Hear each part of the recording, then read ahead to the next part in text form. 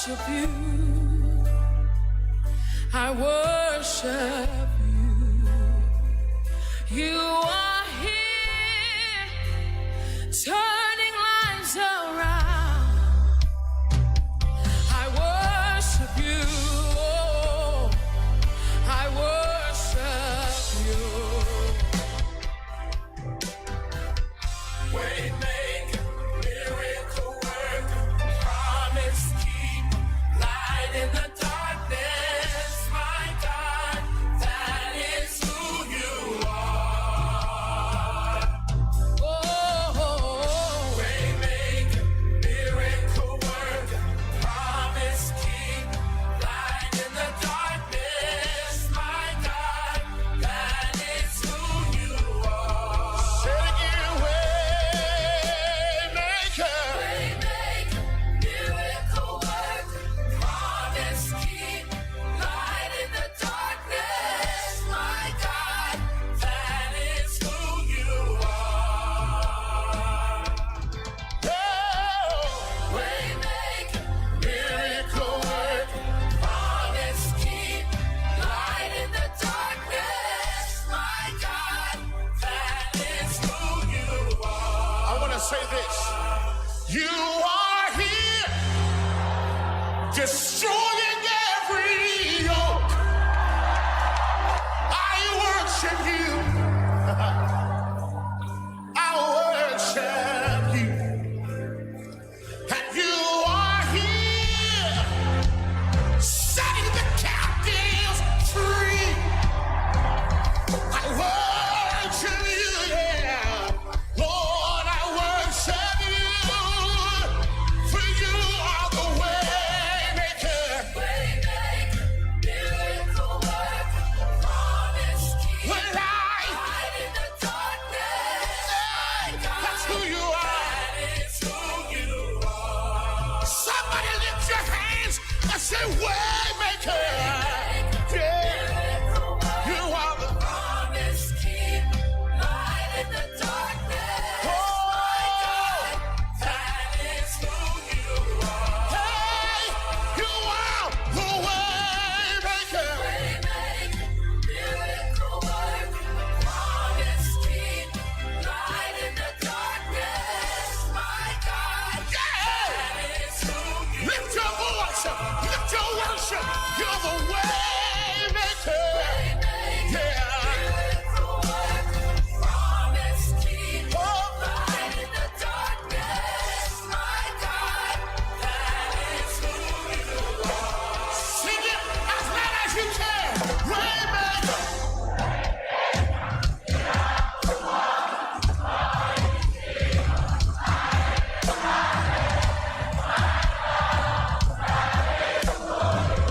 Oh, he's here tonight.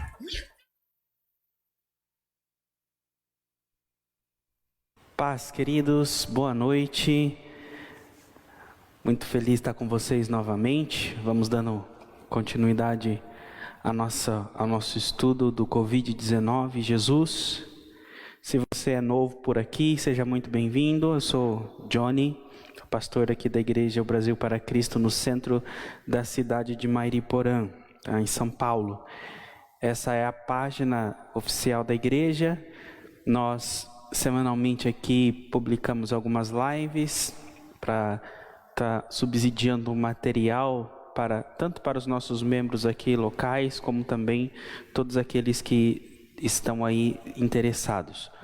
Nós, nas quartas-feiras, nós ministramos aqui um livro de um autor chamado John Piper, e o livro é Jesus e o Covid-19. Tá? Se você ainda não tem esse livro, não sabe do que se trata, está aqui pela primeira vez, tá? Você pode solicitar aqui nos comentários, ou se não, através do WhatsApp da igreja, que é o 4004-2058, tá? Você pode estar solicitando esse livro e nós vamos estar te encaminhando ele em PDF, tá bom? Esse livro, ele foi disponibilizado gratuitamente para estarmos usando ele em PDF, então nós podemos enviá-los por WhatsApp se você assim o desejar. Nós já estamos indo para o penúltimo capítulo desse livro, tá? passa rápido, né?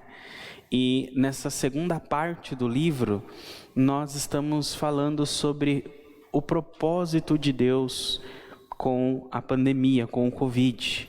Nosso intuito em começar esta série de estudos, essas quartas-feiras, foi para tirar um pouco o foco da pandemia, da doença, do Covid-19, o foco na situação financeira, tirar o foco do número de mortos, tirar o foco do número de infectados.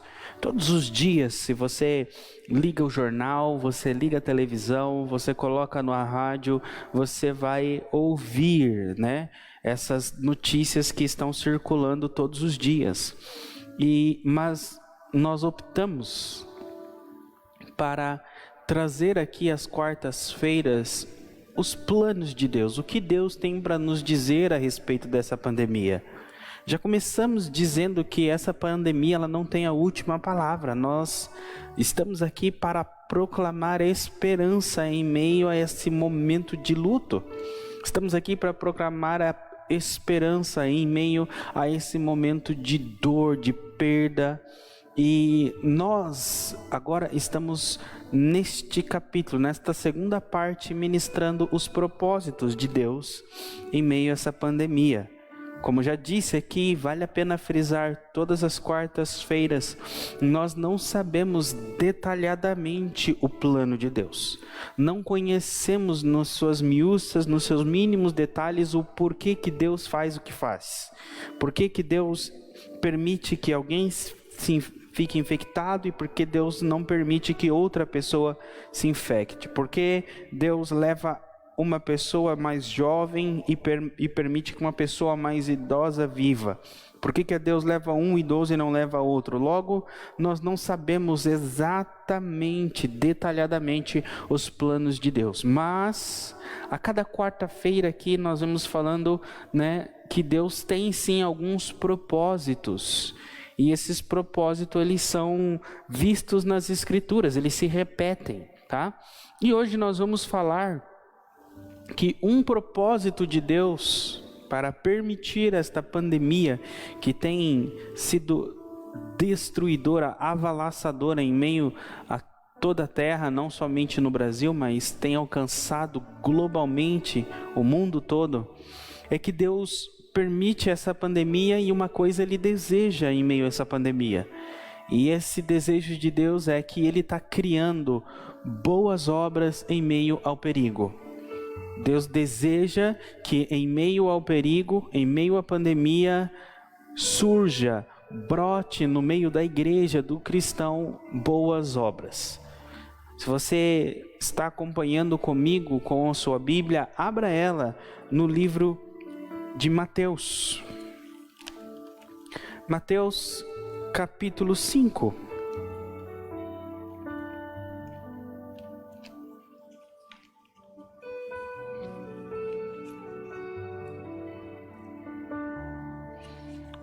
Mateus 5:16.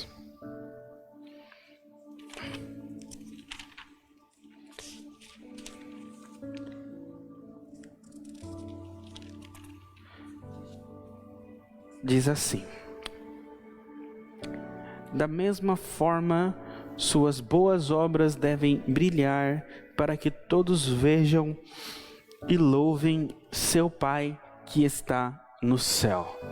Jesus vem falando aí que nós somos a luz do mundo, ou seja, a igreja é a luz do mundo e ela é o sal da terra.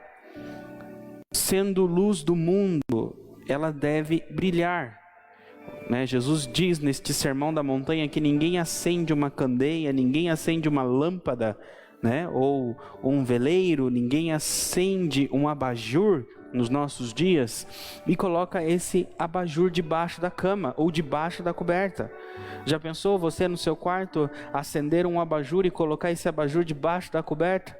De que serventia tem a iluminação dele se ele está encoberto? Logo, Jesus disse que a igreja ela é luz do mundo e a luz dela deve brilhar publicamente. Não adianta ser um cristão 007. Não adianta ser um cristão, né, que é escondido, que a sua luz brilha somente para a sua família, somente dentro da sua casa. A sua luz deve brilhar publicamente.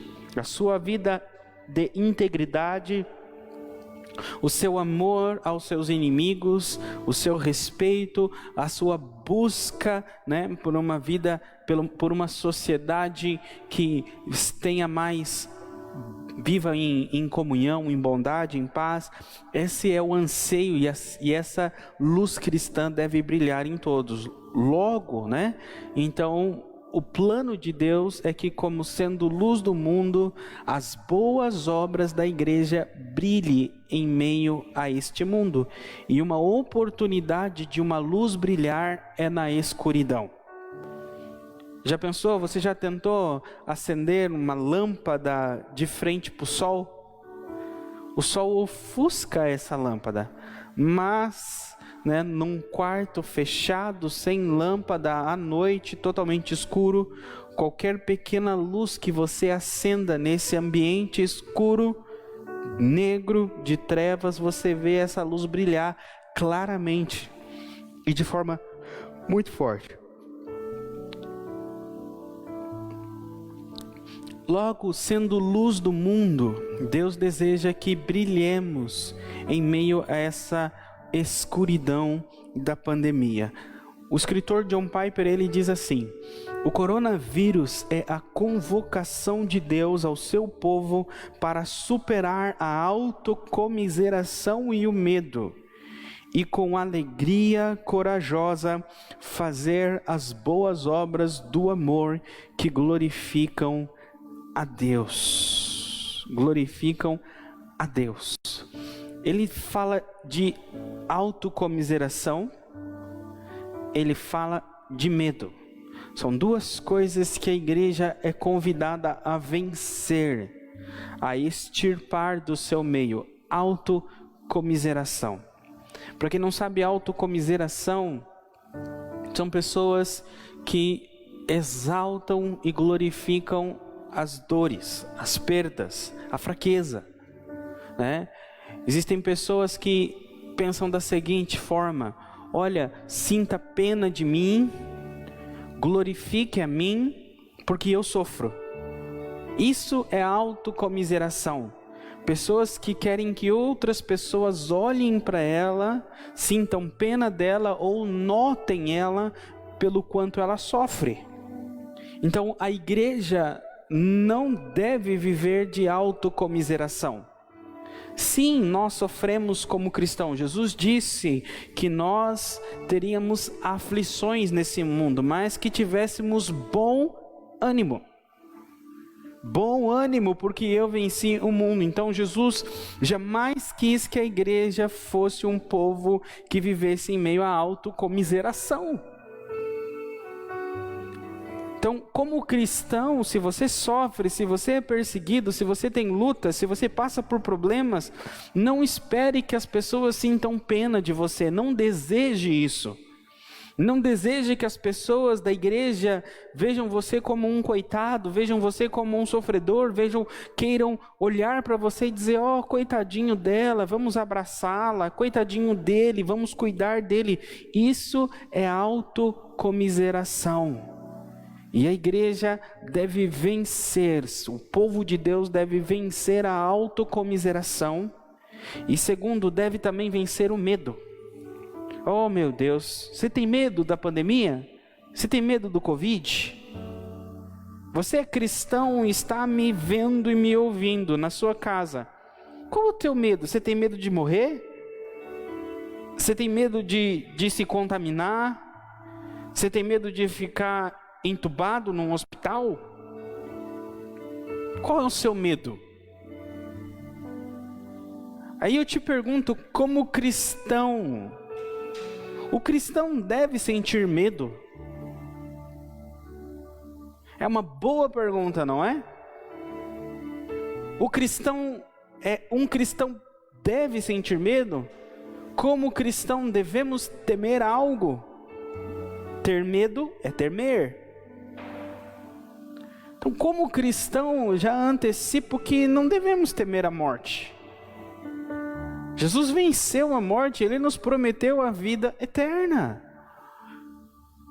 Então não devemos temer, não devemos ter medo de nada. Então devemos vencer o medo, a autocomiseração, e devemos produzir boas obras.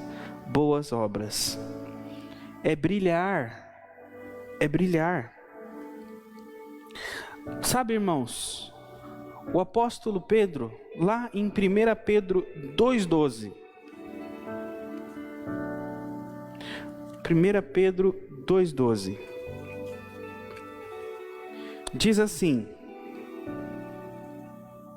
procurem viver de maneira exemplar entre os que não creem. Assim, mesmo que eles os acusem de praticar o mal, verão seu comportamento correto e darão glória a Deus quando Ele julgar o mundo. É um convite de Deus, o que a Bíblia nos ensina e nos orienta a viver em meio a essa sociedade que não conhece a Deus. O cristão, vencendo a autocomiseração, vencendo o medo, ele deve viver de maneira exemplar. Viver de maneira exemplar entre aqueles que não conhecem Jesus. Que esse texto diz, no contexto de Pedro, também acontece nos nossos dias, as pessoas acusavam os cristãos. Acusavam de ser maldosos, acusavam por atos, por exemplo, um grupo de cristãos, na verdade eu não vou dizer cristãos, um grupo de pessoas que se dizem cristãos radicais, se reuniram aí para protestar em nome de todos os cristãos, e agora todas as pessoas acham que todos os cristãos são como aqueles cristãos que foram protestar. Então nos acusam os cristãos de ser pessoas maldosas, pessoas que não são sociáveis, que não vivem numa sociedade. E é verdade isso? Não é. Mas Jesus diz que não importa as acusações contra os cristãos e não importa as acusações para com o cristianismo, isso não deve nos impedir de viver de maneira exemplar, para que as pessoas, elas glorifiquem a Deus com as nossas atitudes. Então é um convite a não se excluir da sociedade. O medo, Jesus aqui não está dizendo então, olha, fuja para os montes, fuja para os monastérios, se isole. Não. Então, o momento de pandemia, o cristão não deve se isolar. No momento de pandemia, o cristão deve produzir boas obras. Pastor, então o senhor está dizendo que o senhor é contra o isolamento? Não, não é isso que eu estou dizendo. Se as pessoas estão todas isoladas, então os cristãos vão se isolar também. Agora, se as pessoas estão voltando para o seu dia a dia, estão voltando para o seu convívio da sociedade aos poucos, por que os cristãos ainda devem continuar isolados? A sociedade está voltando e o cristianismo ainda está isolado. A sociedade está voltando ao normal e os cristãos onde estão? Aonde estão os cristãos? Aonde estão aqueles que devem dar bom exemplo? Aonde estão aqueles que devem brilhar? Aonde estão aqueles que devem trazer uma palavra de consolo, de esperança, de controle divino em meio à pandemia? No trabalho, no carro, no ônibus, em todos os lugares as pessoas falam do Covid, falam com medo, falam com críticas, falam nervosas, falam ansiosas. As pessoas seguem a onda do mundo, seguem a onda da política, dos jornalistas, e elas não têm respostas. E aonde está o cristão para trazer a palavra de Deus? Isolado? Não. Nós, como cristãos, devemos estar brilhando a luz, porque somos a luz do mundo. A luz do mundo. Então, a pandemia não é uma oportunidade para se isolar e manter a vida por preciosa. A pandemia é uma oportunidade para produzir boas obras e proclamar nos telhados o Evangelho de Cristo Jesus. Esse é o convite de Deus. Deus quer criar, em meio a essa pandemia, boas obras. Pratique boas obras, ajude o necessitado. Cristo morreu para criar boas obras em meio ao perigo. Quando Jesus morreu, Ele enviou os apóstolos como missionários. E esses missionários, como disse o apóstolo Paulo em Romanos, eram como ovelhas destinadas ao matadouro. Significa que todos os dias eles corriam perigo de vida. Corriam perigo de serem mortos. Sabe, irmãos, eu me pergunto se os irmãos hoje, né, não digo de todos os lugares, os cristãos que temem a vida por conta da pandemia, se quando a igreja fosse perseguida e fosse entregue para ser morta aos leões, se essas pessoas iam estar isoladas ou elas iriam continuar proclamando o Evangelho. Será que se você sendo cristão e soubesse que os soldados estavam nas ruas buscando um cristão para entregar na arena para ser morto ou queimado, você continuaria o seu ministério evangelístico de proclamar a palavra, ou você se isolaria, se esconderia por temor à vida? Então, o que está em jogo aqui é se temos a nossa vida por preciosa, mais do que produzir boas obras para a glória de Deus. Aqueles que produzem boas obras para a glória de Deus são pessoas que não têm a vida por preciosa. Porque Jesus morreu para criar essa oportunidade. O objetivo final de Deus para o seu povo é que glorifiquemos a sua grandeza e magnifiquemos o valor do seu Filho Jesus Cristo. 1 Coríntios 10:31 diz: se vocês comem ou bebem ou fazem qualquer outra coisa, façam para a glória de Deus. Tudo que vocês fizerem, façam para a glória de Deus. 1 Coríntios capítulo 10, versículo 31.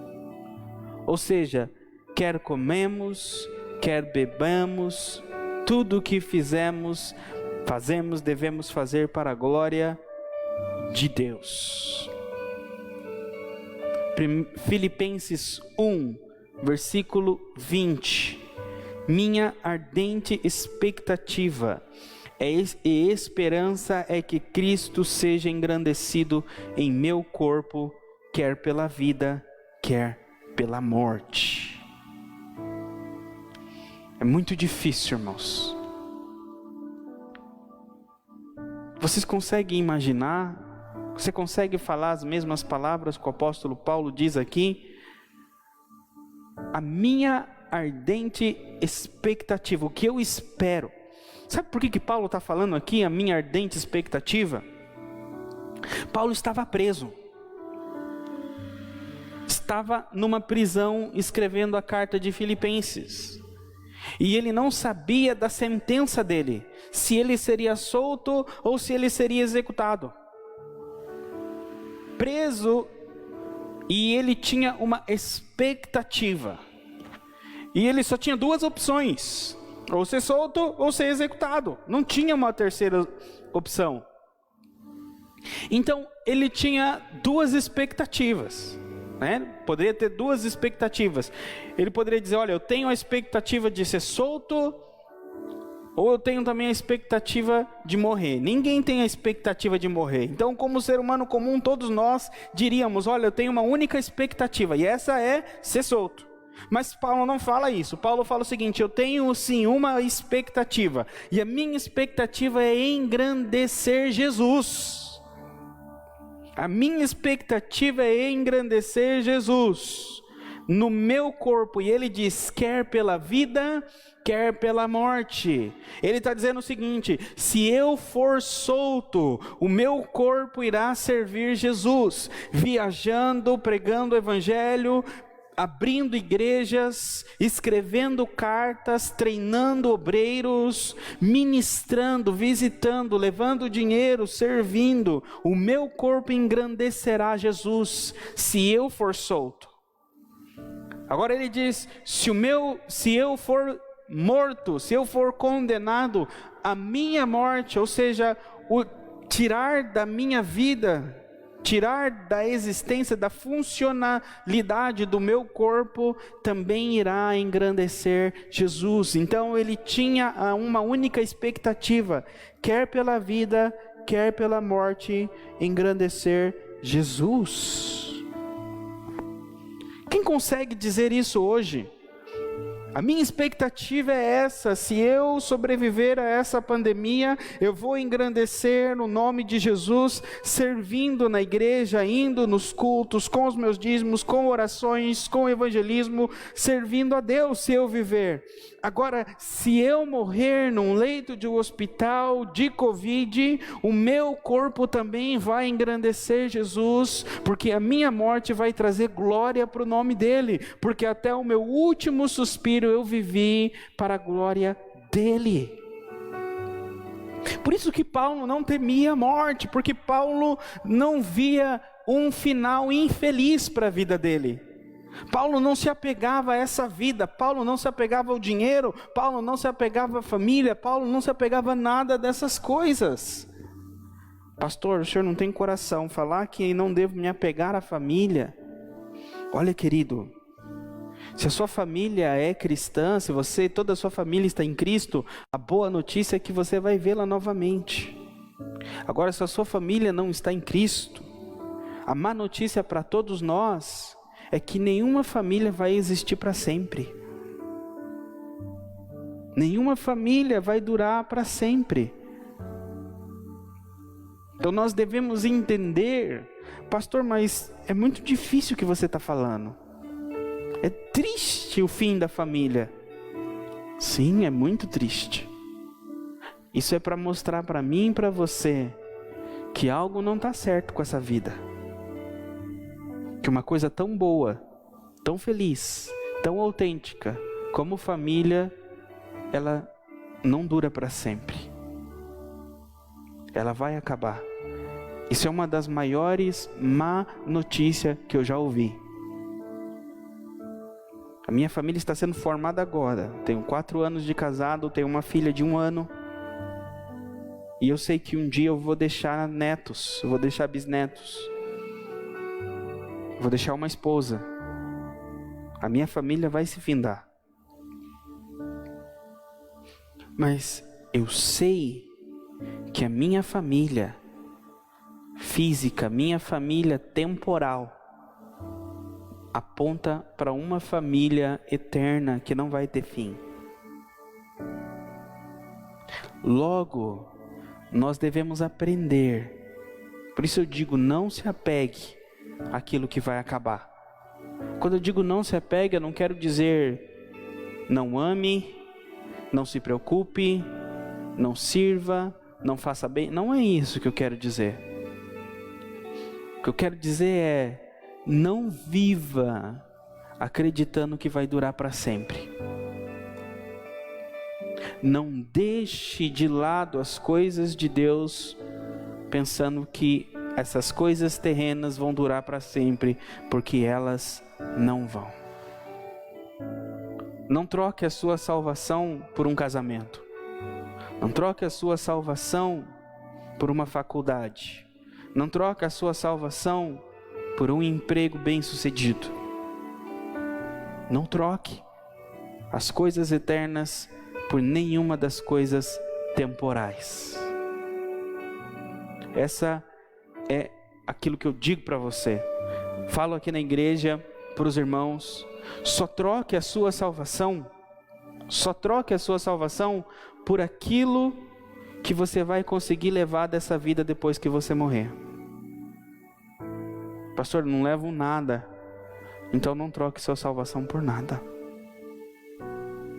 Nada nessa vida a gente leva, mas a gente teima em gastar toda a nossa vida para reunir essas coisas que a gente não vai levar. Tome muito cuidado, viva para a glória de Deus, não tenha a sua vida por preciosa, quer pela sua vida, quer pela sua morte, glorifique o nome de Jesus.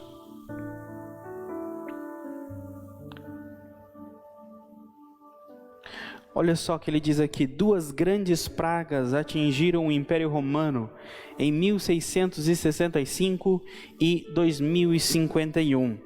Fora da igreja cristã, não havia fundamento cultural ou religioso para misericórdia e sacrifício. Não havia uma crença de que os deuses se importassem com os assuntos humanos. E a misericórdia era vista como um defeito de caráter e a pena como uma emoção patológica. Porque as misericórdias envolvem fornecer ajuda ou alívio imerecidos, é contrário à justiça. Portanto, enquanto 1/3 do império estava morrendo doente, os médicos fugiam para as suas terras rurais. Aqueles com sintomas eram expulsos de casa e os sacerdotes abandonavam os templos. Mas Stark, um escritor, ele observa os cristãos alegaram ter respostas e, acima de tudo, tomaram ações apropriadas. O autor aqui, o John Piper, ele traz uma alusão, uma história para nós, que a história nos ensina o papel da igreja em meio a uma pandemia. A história ensina como a igreja deve agir em meio a uma pandemia. Nessa época aqui que ele diz, no Império Romano, o Império Romano foi atingido por 2 grandes pragas. Seria como a nossa pandemia hoje. E o Império Romano, ele perseguia os cristãos. E a cultura romana, na época dessas pragas, que aconteceram lá em 1665 e 251 a.C., depois de Cristo, nessa época, na cultura romana, a misericórdia, ela não era vista com bons olhos. As pessoas que tinham pena das outras pessoas, tinham misericórdia das outras pessoas, eram vistos com problemas, não tinha bons olhos. Por quê? Porque eles achavam injusto você ter pena de alguém que não merece. Misericórdia é isso, é exercer um favor imerecido, graça, que assemelha muito a Deus. Então, às vezes, cuidamos de pessoas, ajudamos pessoas que não merecem a nossa ajuda. Isso é misericórdia. Isso é ter pena. Agora, no Império Romano, eles achavam que isso era errado. Não era algo bom aos olhos dos romanos. Por quê? Porque não era justo. Aquela pessoa que ia receber a misericórdia não merecia. Então, ia contra a lei.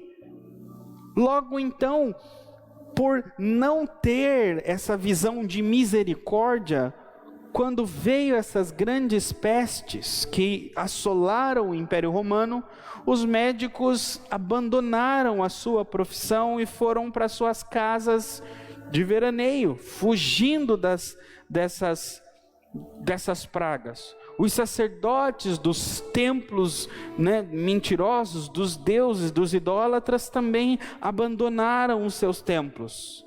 Então, o Império Romano ficou à mercê do medo, à mercê da praga, à mercê da morte. E um escritor aqui, Stark, ele diz que os cristãos eram os únicos que tinham a resposta em meio a essa praga que assolou o Império Romano, e não só tinham a resposta, mas como colocavam em prática. Então, essa é uma mensagem para mim e para você. Nós temos resposta. Nós temos na ponta da língua boa notícia para proclamar em meio a essa pandemia, em meio a esse sofrimento. E nós devemos não somente Devemos sim proclamar, mas não somente proclamar com os lábios, mas devemos também mostrar em nossas atitudes. Deve brilhar as nossas boas obras, para que a glória de Deus seja vista. Olha só o que disse aqui no livro Dionísio, bispo Dionísio de Alexandria. Ele enalteceu os membros da sua igreja em meio a essa peste, essa pandemia. Ele disse o seguinte: a maioria de nossos irmãos mostrou amor e lealdade de ilimitados, nunca poupando a si mesmos e pensando apenas no outro. Intrépidos diante do perigo, cuidaram dos enfermos, atendendo a todas as necessidades e ministrando a eles a Cristo. Com eles partiram desta vida serenemente feliz. As pessoas serviram os doentes como cristãos, cuidaram dos enfermos, foram acometidas da doença e morreram porque cuidaram dos doentes. E o bispo delas, o pastor dela, diz que elas deram um exemplo de amor e lealdade, e elas partiram desta vida serenemente feliz. Serenemente feliz. Irmãos, eu encerro por aqui, mas é um chamado que Deus tem para nós. Se nós devemos seguir a Cristo, se devemos imitar Jesus, Ele não poupou a própria vida pelos outros, mas Ele entregou a si mesmo. Nós também devemos não poupar a nossa vida, não ter a nossa vida por preciosa. Pastor, então você está dizendo que eu tenho que ir para o hospital, servir, fazer, e se eu morrer é porque eu não fui descuidado? Queridos, o que eu quero dizer é que você deve fazer a obra de Deus aonde Ele te mandar, e fazer aquilo que Deus te levar para fazer. Agora, a garantia da sua morte você não tem, nem eu tenho. Só Deus sabe o dia que você vai morrer. Você acha que indo, fazendo, se expondo, você pode morrer antes do que você pensa. Quem te garante isso? Então, faça a obra de Deus. Aproveite as oportunidades que Ele cria em meio a essa pandemia para testemunhar da luz do Evangelho. E assim as tuas boas obras brilhem e glorifiquem ao Pai que está nos céus. Deus abençoe, queridos. A paz do Senhor. Voltem daqui a pouquinho que nós estaremos aqui com o nosso culto. Amém? Espero vocês mais tarde. Tchau, tchau. Time and time again, you have proven you do just what you said. Though the storms may come and the winds may blow, I'll remain steadfast and let my heart learn when you speak a word, it will come to pass.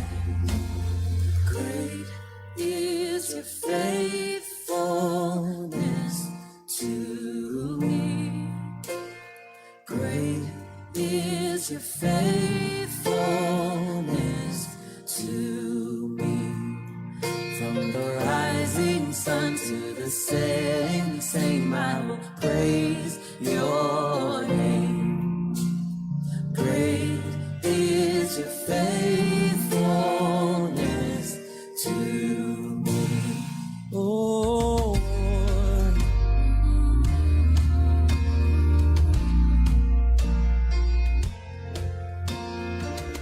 seasons change, you remain the same.